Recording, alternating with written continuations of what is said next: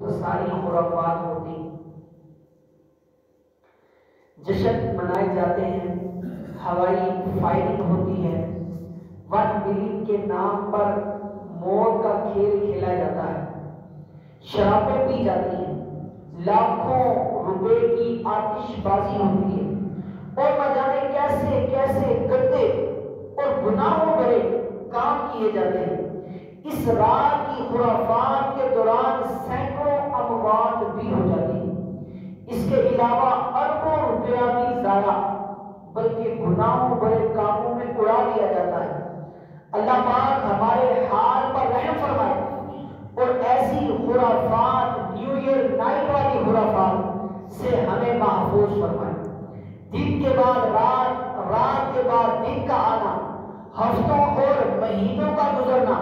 1 سال کے بعد نیا سال آنا، اصل میں ان خرافات کے لیے نہیں ہے کہ جی یہ خرافات کی جائیں، اس لیے نیو ایئر نائٹ آ رہی ہے یا اس لیے نیا سال شروع ہو رہا ہے کہ آپ رات کو بھگوڑ ڈالیں،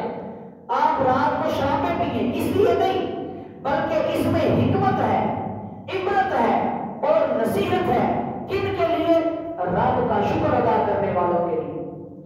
اللہ کو ماننے والوں کے لیے۔ تو اللہ تبارک و تعالی ہمیں بھی ان حکمتوں کو، ان عبرتوں کو، ان نصیحتوں